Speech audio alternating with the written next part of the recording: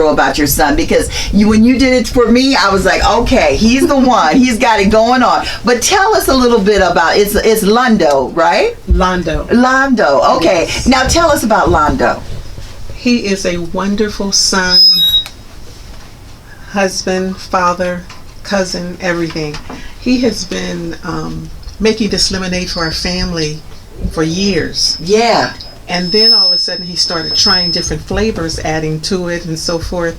And the next thing you know, he said, people were calling him and asking him to make lemonade for various things. Like there were some graduations, there's wedding receptions, family reunions, a whole lot more.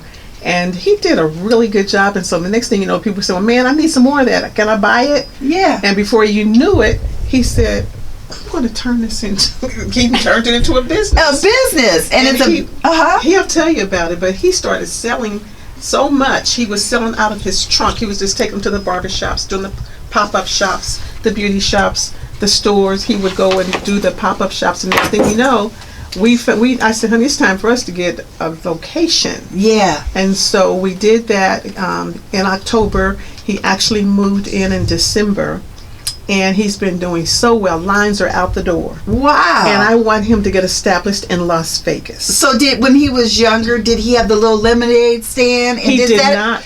Okay. He did not. He was he took mechanical engineering at Grambling State University. Okay.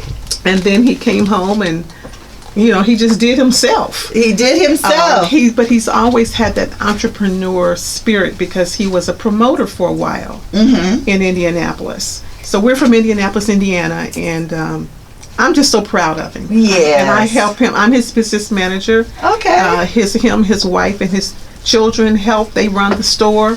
They are doing an awesome job. So we're just asking God to just bless him to open up doors. He can get into the stores and we can get mass production, because it's really it's growing. It's growing very fast, even after a year and a half. Wow. And the name of the lemonade again? Londo's Flameade. Flameade. And we call it, it's flame because when people drink it, they say, man, this is fire. Okay. All right, a little flavor there. Fire. I know. Londo, thank you so much for joining us. I know that you're leaving today. Are you going back to Indiana? Yes. Okay, wonderful. Now tell us about your business, because your mother, I couldn't think of a better pitch woman than your mother, because I've known her for quite a while, and I just know how wonderful she is. So I had to have her do your intro. But tell us a little bit more about your business and your lemonades. Now I hear you have 30 flavors of lemonade. Yes. How did you come up with 30?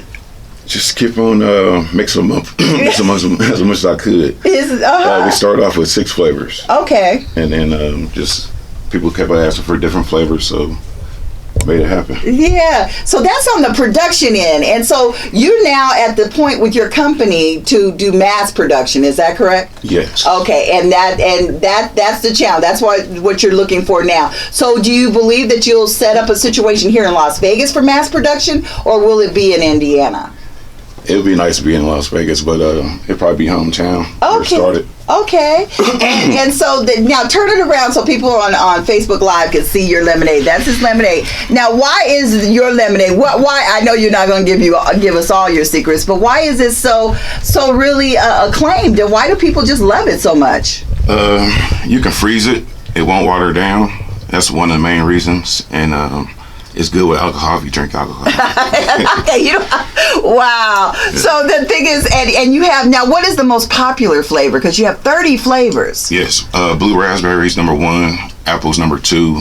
Pineapple strawberries, 3. Pineapple mangoes, 4. And watermelons, 5. Okay. And I have a new one right here. It's called Mystery Mix. Okay. It's jumping up. It's jumping up? It's going crazy. Now, everybody is into the green world now, especially making things that are just a little better for our health. I don't know if you have take that in consideration with your manufacturing of your lemonade, but are there any organic, are you using real fruit, or is there any relationship to the organic world as it pertains to your lemonade? No, not yet, but we do use pure cane sugar, all natural sugar, the 10 sugars you can get. Because you know the sugar, it'd be killing us. So we got to work all the sugar. But a good lemonade, I was just saying the other day, because it's been so hot in Las Vegas. That's why it's a great market for you. But when you drink lemonade, you really, it cools the whole body down. Yes. Yeah. So what was your, and how did you come up with just doing lemonade? I mean, I'm sure you were doing some other things with your career, but what made you stop and said, I'm going to start manufacturing this lemonade? Well, I used to always make it. And I used to take the, like she said, barbecues and family reunions. And I would put it in a water bottle with no label, but I'll put the cap on. And the main question would be, where y'all get the lemonade from? What store you got the lemonade from? That's the main question. Oh, so I was like, oh, well, what store? I might have some there. Yeah. And it went from there, you know, like she said, buying in big quantities and stuff. Okay. And then, like, that's the main question, what store? What's been the most challenging part? Because I know it's probably not cheap to keep this manufactured. I hear the demand is huge. Yes, it is. Yeah. Challenging is really trying to get into stores right now. We're trying to get mass production because I was trying to get into the fair this year. We can't get in the fair. We're trying to get in all stores all around the world. Yeah. So yeah. So now, when you for actual financing, and you know, did you have to take out a loan to start this business, or is it just because sometimes I tell people that, you know, you can't get a business loan unless you're in business for at least 5 years. True. Especially to have a bank back you. So you have to use personal financing or just a savings. Is that what you did with yours? I delivered out my trunk for a year and a half, and I saved up as much as I could, and then I was looking for a food truck, like an ice cream type truck to go around. I'm still looking for one, but God didn't see it that way. So, you know, I found a building, and it made perfect sense. I was like, everybody can't find me while I'm delivering, so tell them, go on in. So I didn't have to take out a loan at all. Wow. So really, when you made the money, then you put money back into, you had to reinvest back into the business. A lot of people don't realize that they have to, when you make that money, take that money and reinvest it back into the business. Yes. You know, you have a little money for administration, you put it, you know, in your savings, but you have to take that money and put it reinvest it. So you are doing very well with this, and you recently auditioned for Shark Tank. Tell me what that was like, because I know we watched that show a lot, especially as business people. But how was it? Was it as real for you as we thought it was? It was real. It was a nice experience. Okay. They were in town for the last call, and I took my kids with me, of course. That's my business partners. You know? Okay. And it was the best thing. I believe we did good. We were supposed to get a call back in like a week or so, and it's a long process, but it's the first step. First step. And then, so how much are you looking for Shark Tank? I mean, if you go before them, how much would you be asking for? Probably like 100,000. Okay. Just for mass production. You know, it's not to go in my pocket. Yeah. To get the mass production out there, so I get in all the stores everywhere. 7-Eleven is looking for me, asking about me. They got like 8,600 stores all around. Wow. And that's just 7-Eleven. That's just 7-Eleven. Yeah. So how did you gain their interest? Did you have they sample it? How did they gain? No, we signed up on it's a website called Range Me, and then they've been asking questions about me ever since. Wow. And how did you explain the lemonade on that website to where they took such an interest? I'm sure it's a lot of... Mama did that? Okay, Cheryl, tell us how you did it. Okay, go ahead, Cheryl. Tell us how you did it. Well, I basically just researched online, and then I went into Whole Foods grocery store, and I asked to speak to the manager, and she was not available. So I said, what I'm looking for, I said, my son has created a lemonade, and he makes over 25 flavors. We want to get into the stores. How do we do that? And so she shared with me, let me go talk to my manager. She went somewhere. She came back, gave me a piece of paper and said, call this number. I called the number, and that number led me to another number, which led me to a website. And it's called rangeme.com for entrepreneurs or people that want to get a business. Range? Is it a range? RANGE. Okay. Capital ME.com. Okay. And so we got on there, and I set him up, and next thing you know, we're getting information, you know, and I'm just so grateful. I'm just grateful, and I'm just believing God that it's going to happen. It's a season. Right. He's been trying for a long time, and I've been in business, as you well know, and yes. I'm just wanting to see my son succeed. That's right. I'm like that with both my boys. I know because I prayed for your son. I know my boys, Lord Jesus, our sons. You know, but it takes a village. And what I love about what you just said, Cheryl, is that you know how simple. You know, people sometimes when I used to teach business with micro business, people wanted to make things more complicated than they really were. Mm-hmm. And like you said, you found the number. You said who I call. Your persistence. You went to the website, and then you got a dialogue. You got the doors open to a point where 7-Eleven took interest in your son and the lemonade. Mm-hmm. And so it's just as simple as that. And I think that you got to get up, get out, and get your hustle on,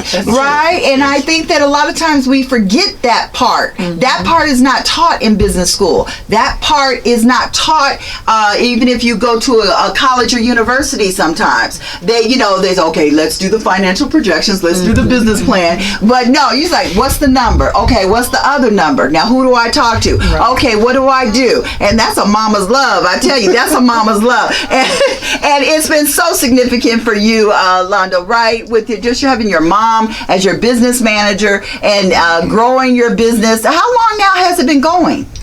Actually, I started baking it over 10 years ago, but it kind of went local viral about 2 years ago. Okay. So that's when I started selling every day out of my car. Out of your car. Yeah. And it just, because we heard about, like, even when people in the music industry, they say, I sold my CDs out my trunk. I sold but that's a real thing. Yeah. People really do that. Yeah, that's the hustle. And then also now, do you have a presence on online or with the website? Yes, we're londosflameade.com, and we're on Facebook and Instagram the same way, Londo's Flameade. LONDOSFLAMEADE. Okay. And so people can go there and order the lemonade that they want. And the shipping is great, right? It's kind of expensive, but but you have to incorporate those costs into the price. Yes. Yeah, okay, because we're gonna have class now, so we have to incorporate those costs. And I think when you go on Shark Tank, just to ask for a little bit. Sometimes we undersell ourselves when we ask for money, and especially we always ask for less than anybody else would ask for. People say, well, I need $250,000. I need 500, and that's real. Right. Because when you get into mass production, I wouldn't go in there asking nothing less than $500,000. So just listen to my words, because they take you more seriously to ask for the money that you really need as a businessman, versus asking too low. Then they think you don't know your business. So you always ask, but you always need more money. So to ask for what you know and give up and never give up more than 40%. You never give up that 40%. But Cheryl, I'm just so excited about you and your son and all that you guys are doing. And now if there's a phone number people can call to get in touch with you, how do they get in touch with you? You can call me at 317-679-5604. Okay. And Cheryl, you want to give another? In Vegas, if they wanted to contact me, if they can't get him because he's really, really busy. Okay. My number is 702-580-4073. Okay. All right. We're out of time, you all. So I just want to thank you once again for joining us on Enterprising People. And Bakari, thank you so much for calling in. And Cheryl, and also your wonderful son. And it's Flameade, right? Yes. Okay. So that's where it is. Again, we want to thank the Southern Nevada Water Authority, Power 88, KCEP, Las Vegas Black Image Magazine. We have D.L. Hoogley on the cover of the August issue. So be sure to pick that up in all your Smiths. And I want to thank you and you too for being enterprising people. No problem. Thank you.